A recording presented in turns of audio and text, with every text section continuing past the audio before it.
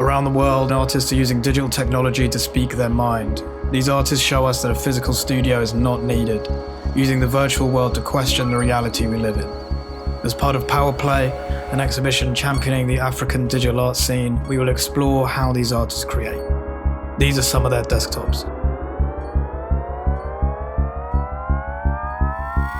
My name is Neo Keo. I'm an art director from Nigeria, and I specialize in graphic design, photography, motion graphics, 3D. I'm very multidisciplinary, so I use a couple of softwares and design practices. Yeah, I grew up in Lagos. Lagos is the bubbling, kind of like the, let's say, San Francisco or Palo Alto of America. That's what Lagos is to Nigeria. There's a lot of booming trends. People are picking up graphic design, all these creative outlets. So my name is I don't say brand name, but the name I've used as a designer is Neo Keo. And somewhere along the line, I just realized I needed an outlet to explore ideas, just like personal ideas, but I also wanted to give it this character, like it was a different designer entirely. And it's used to differentiate my type of work. Anywhere you see colorful, abstract, 3D renders, then you know that's Mr. Color. And anywhere you see more like branding based work and photography, then you know that's me. So it's like an alter ego, but that for me is just an outlet to create projects outside of projects I'm currently working on for clients. I used to draw in the beginning, like when I was younger, but nothing too serious, just random illustrations. But I started graphic design in my second year of university. I only started doing 3D seriously this year around March during the COVID lockdown, because that was the one aspect where I wanted to really improve, and I just sat out for 3 months just playing around with Cinema 4D, Octane, Daz Studio. So everything I learned was mostly online and looking at references online and thinking of, how can I recreate that? Then from recreating that, you kind of develop your own style and your own methods on how to do certain things. So this was the series of images I created for my exhibition. And I think the gallery saw it and asked me if I could create something, and it felt like it was something that was from this line of thinking. So I just ended up evolving it to the final piece for Power Play. But this is the original inspiration for the Power Play piece. Okay, so what I like to do first of all is always create a mood board. I have a lot of mood boards. So I had this idea for something that had to do with robots and kind of existentialism. But somewhere along the line, I lost someone in my life, and it kind of just made me abandon the project for a while. It wasn't as really conceptual as I planned for it to be. But this is the mood board I created for it. This was some of the early renders that I created just for test.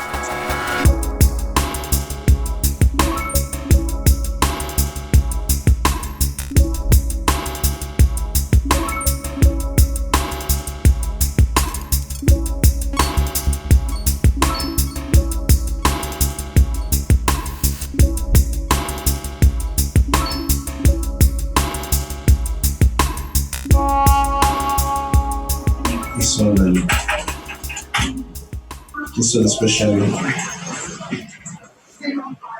sunsets. I like to use a lot of sunsets in my images just to kind of depict mood or energy. That's how it got to. It's just kind of showing you this digital android as going through a range of emotions. I'm a big sci-fi. I think my first introduction would definitely be Ghost in the Shell or Akira, and just seeing those early neon lights and concepts. Well, I'm a huge sci-fi fan. I love the works of Philip K. Dick, Isaac Asimov. I like Tron. Tron is a very big inspiration for me. Yeah, I'm a huge, and I love anime too. Especially a lot of sci-fi anime. It's just this, I don't know, it's just this thing about sci-fi that gives you hope. This was inspired by this piece called Creation of Adam, or my piece was inspired by this. It kind of touches on the idea of creation. And I put this because this is a symbol that I've always put across every Mr. Color artwork, kind of like an Easter egg. When I decide to create this extended universe, you start to see them across all these stories. That was my inspiration for the piece for Power Play. Just an exchange of energy coming together to create something new. For me, I like having images that are kind of open-ended. Each time you see it's kind of a different story. From just looking at these two, you could think the person person with the beam on the hand is handing the energy to this person, or it could also be the other way. So I'm very heavy on conceptualization as opposed to making it like extremely visual. I wanted to create like digital humanoids. Well, not humanoids. Like I thought of an idea of a beauty contest. And I started online by gathering unusual faces of people that look like they're a mix of aliens and human beings or humanoids, or look like the splices from where they still look human, but they have some kind of alien feel to them. Feel like they're human, but they're not human. You can't really tell. I would say the best of both worlds because I still had to do a lot of photography, like retouching. Personal project that I put up on Behance kind of opened a lot of opportunities, thinking of things like digital avatars. How can this be applied to current trend of digital fashion?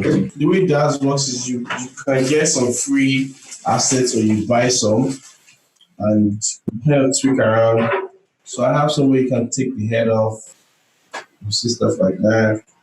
And so you can make it more of an alien, you can change the color, you come here, make it translucent, add a top coating. So I can now bring me a Photoshop and just tweak it out. So it's pretty much stuff like this.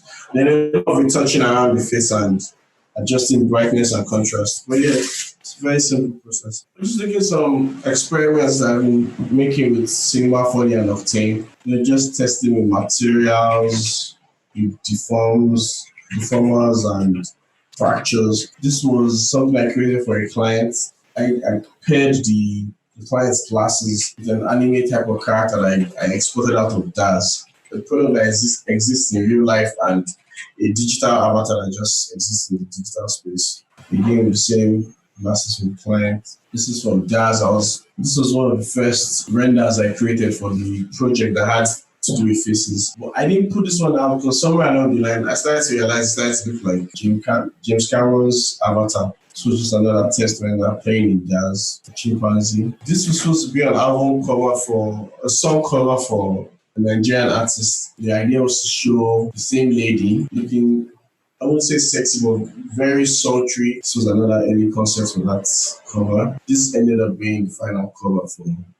This I'm working on a 3D story where these two are best friends and they have powers. This was inspired by the Igbo landing. Igbo slaves, I think, were captured in America, or I think they were being shipped off to America.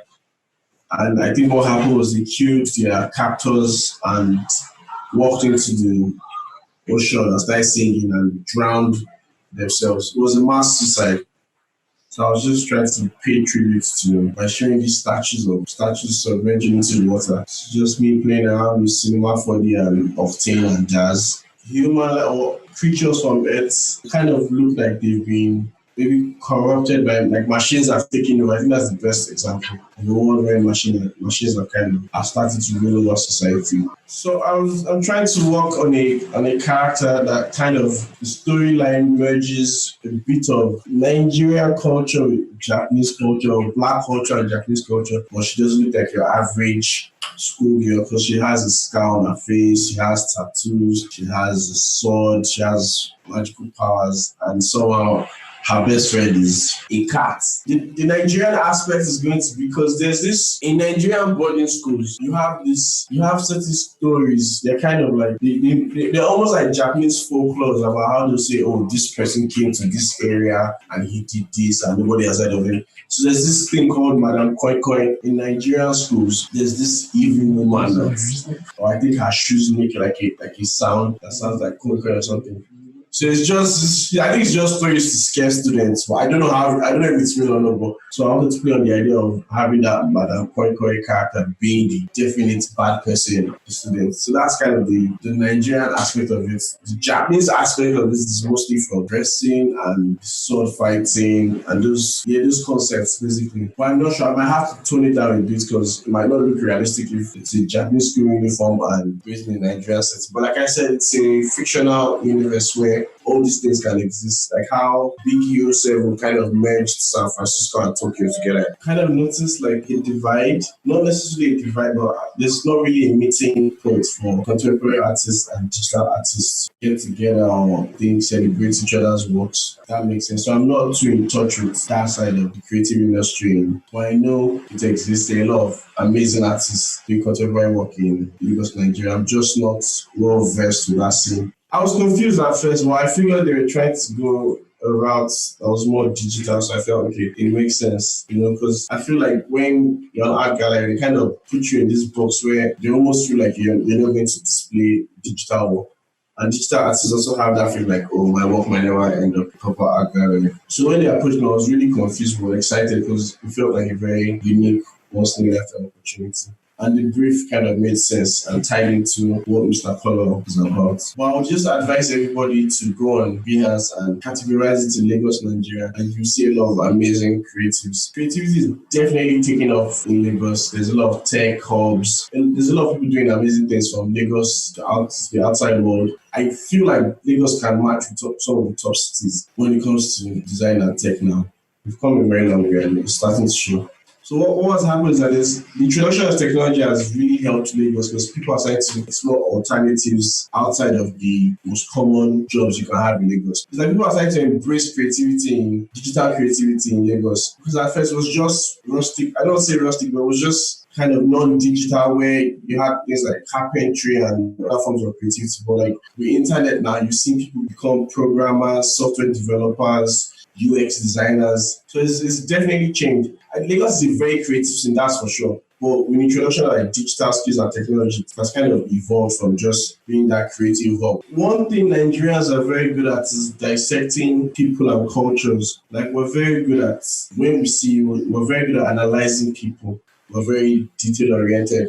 So I think any foreign client trying to hire from Lagos should understand that you're dealing with people that are going to be very detailed. You need to have a plan A, plan B, plan C, I feel like we've been forced to work 3 times harder. I also create this kind of like dreamscapes. I don't call them dreamscapes, but I did one for a project called Isolation, which was supposed to kind of play on this longing for the outside world that we're currently creating imaginary sets. So I think creating these in real life be a dream project of mine. Working for a brand like Nike as a dream project, or someone like Kanye West. So I just want to work with people who are trying to push the envelope and doing things outside the norm, stuff that you wouldn't expect. That's the final plan. You're going to from this one universe where I have different stories, comics, toys, life-size sculptures, merchandise. But for now, I just need to keep learning these separate skills. So that when it's time to merge together, I can now also start delegating things like, okay, different elements of me coming together to form this whole experience. You're going to have like interactive AR virtual sets where you wear glasses and you're transported into some of these environments. But like I said, it's also a long-term plan for now. So